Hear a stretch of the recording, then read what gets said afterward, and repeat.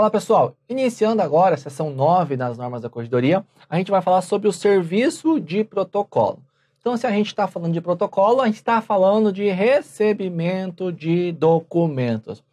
É alguma coisa aí que você vai ver que você vai sempre receber documentos e dependendo do setor no qual você vai trabalhar, você nem recebe documentos, apenas já vem direto pelo protocolo, tá? Então, vem comigo aqui que nós vamos estudar essas regras aí. Diz o seguinte, ó, o serviço de protocolo é destinado ao quê? Ao recebimento de papéis, né? Então, de documentos, petições, enfim, endereçados aos juízes de direito e escrivães de todas as varas, tá? Do Foro Central da Comarca da Região Metropolitana de Curitiba. Inclusive aí a questão da auditoria militar. A utilização é facultativa. Isso quer dizer o seguinte, lá em Curitiba é que nós temos esse serviço de protocolo. Lá você vai receber o quê? Todo mundo que trabalhar aí na comarca, no Foro Central da Comarca, lá da região metropolitana de Curitiba, vai receber os documentos aí através do serviço de protocolo. Você acha que é pequeno? É grande esse lugar aqui, minha gente. Quem é de Curitiba aí pode confirmar. Nós temos outros fóruns ali na Curitiba e nós temos os fóruns aí, os fóruns no interior do estado. Esse serviço ao qual se refere esse item aqui, está falando aqui. Você pode utilizar o serviço de protocolo para envio de documentos, de papéis aos juízes de direito e aos escrivães ali das varas do Foro Central da Comarca da Região Metropolitana de Curitiba e que também da Auditoria Militar. Não é para enviar aí para os outros fóruns, para as outras comarcas do estado. Para enviar para os outros estados tem uma outra forma. Você já vai chegar lá, tá? Então, nós temos o seguinte. O serviço de protocolo utilizará protocolador mecânico que conterá a data e o horário do recebimento de forma bem legível, cujo modelo deverá ser aprovado pela Corregedoria Geral de Justiça. O modelo aí é tranquilo. Bora lá.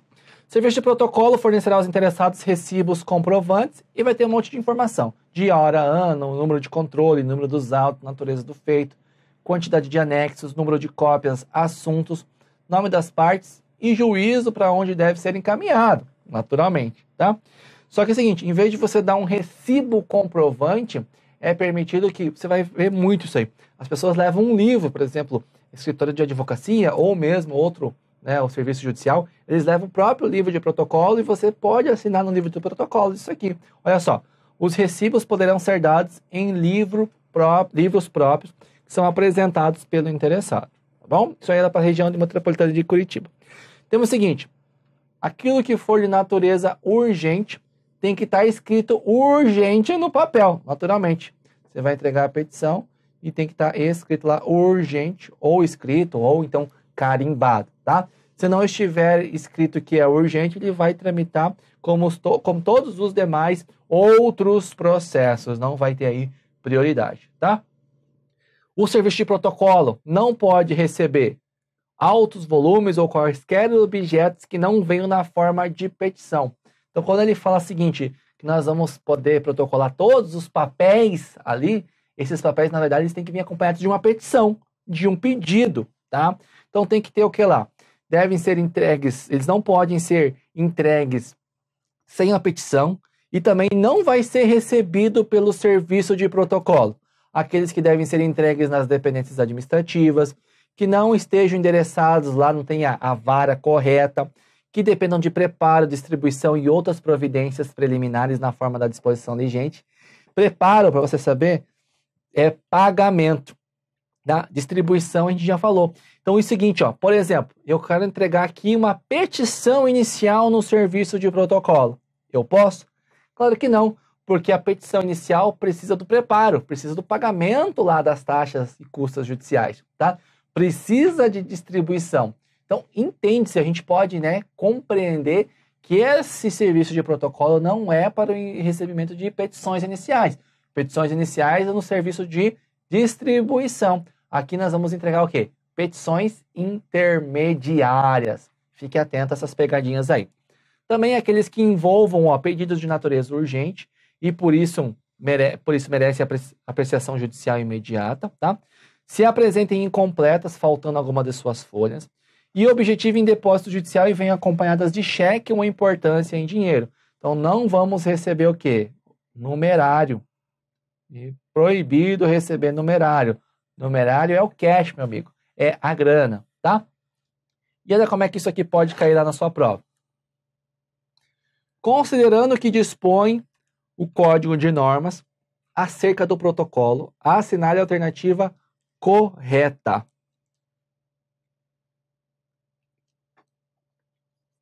Ele está pedindo para a gente assinar a alternativa correta desse item aqui, tá? Olha só. O serviço de protocolo utiliza protocolador manual. Será que é protocolador manual mesmo? Não, claro que não. O que é que a gente falou? Lembra? Mecânico. Tá errado, então? Claro que está errado. Os papéis de natureza urgente terão em caracteres visíveis a palavra urgente aposta pelo protocolo judiciário. Não, quem vai colocar a palavra urgente é o próprio peticionante. A presidência e a fiscalização dos trabalhos do serviço ficarão sob a responsabilidade dos juízes de direito, diretores do Fórum Civil e Criminal. Acabei nem falando na aula, mas está lá na sua aula em PDF, tá? Isso aqui está correto, tá? É o item 1.9.11, lá das normas da corregedoria, tá? Letra D. O serviço de protocolo poderá ser instituído em outras comarcas, desde que autorizado pela presidência do tribunal. Também não falamos aqui, mas para você saber, ela deve ser aí autorizada pela Corregedoria Geral de Justiça e não pelo serviço aqui de protocolo, não pela presidência. A utilização do serviço é obrigatória? Não, a gente viu que a utilização do serviço o quê? É facultativa. Facultativa, tá? Por isso que eu gosto aqui sempre de colocar questões aí que a gente vai complementando no estudo. Como eu falei para você lá no comecinho, não é todos os itens das normas da corregedoria que a gente vai falar em vídeo. A gente vai falar aquilo que foi mais importante, tá? E vamos complementando aí com as questões. Mais completo mesmo, todo o conteúdo você vai encontrar lá na aula em PDF. Lembrando que você não pode ler, somente assistir a videoaula. Você obrigatoriamente tem que ler a aula em PDF. O foco aqui, o nosso principal objetivo aqui é que você leia as aulas em PDF e complemente o seu estudo com as videoaulas, tá? Continuando, falar agora da seção 10, que fala da eliminação de autos, tá? E engraçado, a gente vai falar da eliminação dos autos, né? E olha o que diz aqui o primeiro item lá. É vedada a eliminação por qualquer meio de autos de processos cíveis, criminais e da infância e juventude, tá? Ah, então só das varas cíveis? Não. Por exemplo, assim, ó, ou a gente tem as varas criminais, temos as varas da infância e juventude.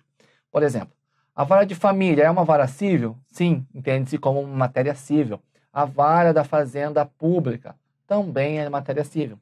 Juizados é da mesma forma, tá? Isso, essa vedação, na verdade, ela vem aí através de uma decisão aí da jurisprudência do STJ, do STF, que é vedado a eliminação de autos. Não obstante aí que as regras das normas de corregedoria falem eliminação de autos, não é possível eliminar os autos, não. Nenhum tipo de autos do processo é possível eliminar. É certo que agora nós temos aí a digitalização e tal. Tá, mas como é que funciona na prática? Não vou entrar no mérito da questão, porque aí é uma salada de coisas que a gente tem que estudar quando a gente vai falar sobre a digitalização. E as normas não falam nada disso, então não vamos sobrecarregar a sua cabeça com informações que não sejam necessárias, tá bom? Vamos lá. O juiz poderá, no entanto, veja, não podemos eliminar, mas a gente pode oficiar por carta com AR. O que é isso aqui? Quando você vai mandar a correspondência, isso é padrão no Poder Judiciário. Você vai ter lá, sabe o quê?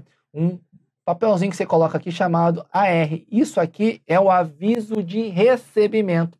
Então, quando a correspondência é entregue ao destinatário, o destinatário fica com a correspondência, tá? O que vai acontecer com a R? Ele vai voltar para o remetente. De graça, naturalmente, você já paga o valor do AR quando você envia para isso. Para o envio da correspondência e para o retorno do AR, tá? Sempre porque o que vai vir no AR? Vai lá constar o nome da pessoa que recebeu, vai constar a data, o horário que deveria ter, pelo menos, o carteiro que entregou, um monte de coisa. Ele serve aí, muitas das citações de intimações feitas pelo Poder Judiciário hoje são feitas através de AR, tá? Agora também a gente pode fazer citação, intimação lá nos juizados por WhatsApp. Pode fazer sim, tá? Então você já vai entrar aí trabalhando com esse tipo de informação. Então veja, não posso eliminar. O que eu vou ficar fazendo com isso aqui? Eu vou oficiar por carta com a R, consultando sobre o interesse dessas entidades na guarda dos autos do processo para a preservação de valores históricos no prazo de 30 dias. Quem é que pode, então? A direção do Departamento Estadual do Arquivo Público, tá? Tem lá o Arquivo Público, universidades, faculdades, bibliotecas públicas registradas na região ou no estado, Secretaria de Educação e de Cultura Municipal e Estadual. Veja, sempre dentro do estado. Sempre dentro do estado do Paraná. Tá? Não tem autorização para enviar para fora do estado. Tá? Frequentemente a gente vê isso aqui acontecendo. Então, se você entrar no site do tribunal, por exemplo, dá uma pesquisada nas notícias, você vai olhar lá. Olha, o tribunal fechou um acordo aqui, um convênio para o envio de documentos de auto do processo aí para a preservação dos valores históricos, tá? Ele pode fazer isso. Só que já adianto, não é todo documento, não é todos os autos do processo que podem ser enviados, não. Dá uma olhadinha aqui, ó. Se ocorrer interesse de alguma dessas entidades, após a comunicação à Corregedoria Geral de Justiça, a quantidade de processos e documentos a ser por esta autorizada, o juiz poderá fazer a entrega mediante termo de guarda. Termo de guarda, ou seja, nós vamos ter que, vamos relacionar todos os autos do processo que vão ser mandados em guarda. Isso aqui vai ser encaminhado para a Corregedoria Geral de Justiça. A Corregedoria Geral de Justiça que tem que autorizar. Tá? Cuidado, não é o presidente, não é o diretor do fórum, não é o juiz da vara. É a Corregedoria. E nós vamos fazer um termo de entrega relacionado, tá aqui, ó. Você está sendo responsável pela guarda disso aqui, tá bom? O que não pode ser enviado, por exemplo? Olha só, ficam excluídos dessa possibilidade. Qual? Do envio lá para universidades, faculdades, enfim. Documentos e os processos que tenham sido processados em segredo de justiça. A segredo de justiça visa aí preservar a ordem pública e também a intimidade. Muitos processos de divórcio, por exemplo, eles são aí, acho que todos são aí sobre segredo de justiça. Porque para quem interessa ali? Somente ao marido e à mulher, né? Não vou nem falar em casal, porque já é um ex-casal se entrou lá com um pedido de divórcio, tá? Então isso aí é segredo de justiça. Ou às vezes qualquer outro tipo de processo que se tramitou em segredo de justiça, né? Então ele não pode ser encaminhado aí para a guarda de uma outra instituição, tá? Da área criminal, autoriza-se a entrega sob guarda dos autos do processo aqui. Todos os réus tenham sido absolvidos, daqueles em que ocorreu a prescrição antes da sentença condenatória, dos habeas corpus julgados prejudicados, dos inquéritos policiais arquivados, desde que decorridos 5 anos do arquivamento. Tá? Pode achar estranho, o inquérito policial, tá? Ele é feito pela Polícia Civil e ele é encaminhado para o Poder Judiciário. No Poder Judiciário, ele é distribuído para uma das varas, justamente aí para já determinar em qual vara vai tramitar o processo e também já escolher qual é o promotor que vai, analisar aquilo lá e oferecer ou não a denúncia, tá? É o promotor X que é vinculado àquela vara, você vai aprender. Dentro da estrutura do Poder Judiciário, nós temos cartório e temos o gabinete do juiz. Tem assessor, e o próprio juiz trabalhando.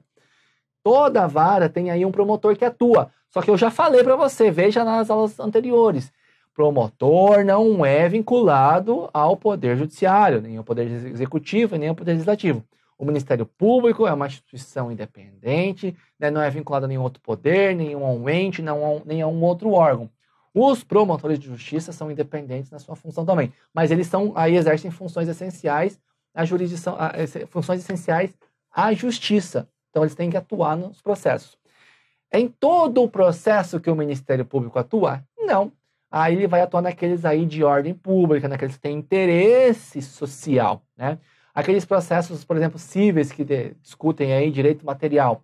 Não tem por que atuar o Ministério Público, porque não tem nenhum interesse social ali envolvido, tá? Então, mas aí, por exemplo, num processo de divórcio, num processo criminal, da Vara da Infância e Juventude, tem sim o promotor atuando. Mas veja, o promotor de justiça, ele não faz parte do Poder Judiciário. Pois bem, o Polícia Civil fez o inquérito e encaminhou aqui para o Poder Judiciário.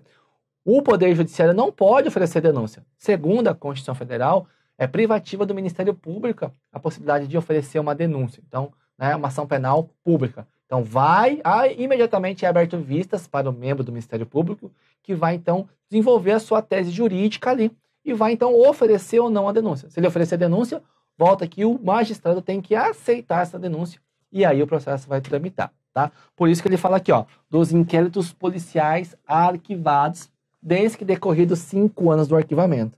Veja, não são quesitos cumulativos, tá? Ou pode ser todos os réus absolvidos, ou ocorreu a prescrição, o habeas corpus prejudicado, ou o arquivamento do inquérito policial, tá? Fica ligado isso aí. E dos autos cíveis que tramitam aí nas varas cíveis, olha só. Autoriza decorridos 5 anos do arquivamento, após o respectivo trânsito em julgado da sentença ou da decisão. Lembra, trânsito em julgado é quando não existe mais a possibilidade de recorrer.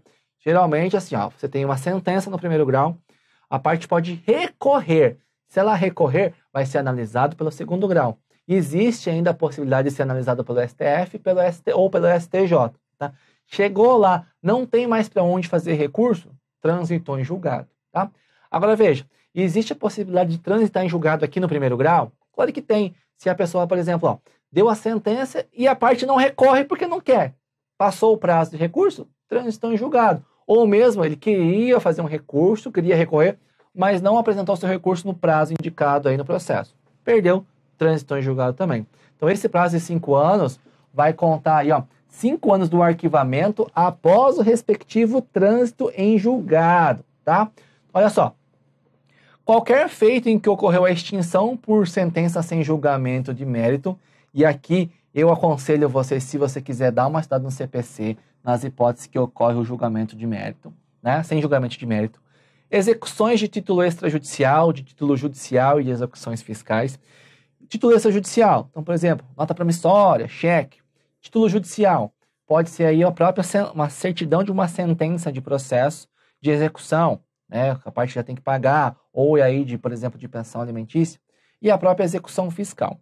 Ações de despejo, ações de busca e apreensão e ações de depósito referentes à alienação fiduciária, notificações, interpelações, protestos, tutelas também, desde que o tutelado tenha atingido a maioridade e inexista a especialização de hipoteca. São as hipóteses. Temos outras hipóteses. Suprimento de consentimento, alvarás, agravo de instrumento, revisional de aluguel, pedido de assistência judiciária gratuita, reparação de danos materiais por acidente de veículo, ações ordinárias e sumárias de cobrança, impugnações de valor da causa, reclamações trabalhistas, exceções de impedimento ou suspensão de incompetência e ações cautelares. Ora, mas as reclamações trabalhistas não tramitam perante a Justiça do Trabalho? Não. Lembra que eu falei para você, no caso lá de acidente de trabalho, vai tramitar perante aí o Poder Judiciário Estadual. Tem isso aí também, tá? Olha só, questãozinha básica para a gente treinar. Ela não é do TJ não, é uma questão lá de outro TJ, mas eu adaptei ela para a nossa realidade aqui. Olha só, pelo que dispõe o Código de Normas da Corregedoria, a entrega sob guarda dos processos fiducíveis ficam autorizados decorridos, tá? 3 anos, 2 anos, 1 ano, 5 anos, 10 anos. A gente viu ali, agora há pouco, que para processos cíveis é autorizado aí o envio sob guarda de processos aí que tenham decorrido 5 anos do arquivamento após o trânsito julgado da sentença ou da decisão. É isso que diz ali. Portanto, aqui, ó, gabarito da questão letra D. Ah, mas está incompleta. Beleza. É 3 anos? Não. É 2 anos? É 1 ano? Não. É 10 anos? Não é. Qual que então que seria a menos errada, que a gente costuma falar? Letra D. E é isso que você vai fazer na hora da prova, meu amigo. Tá? Não fique brigando com a banca. Não fique querendo achar pelo em ovo. Tá? Não fique querendo viajar aí no que não precisa. Fechado? Encerramos aqui mais um bloco. Valeu, pessoal!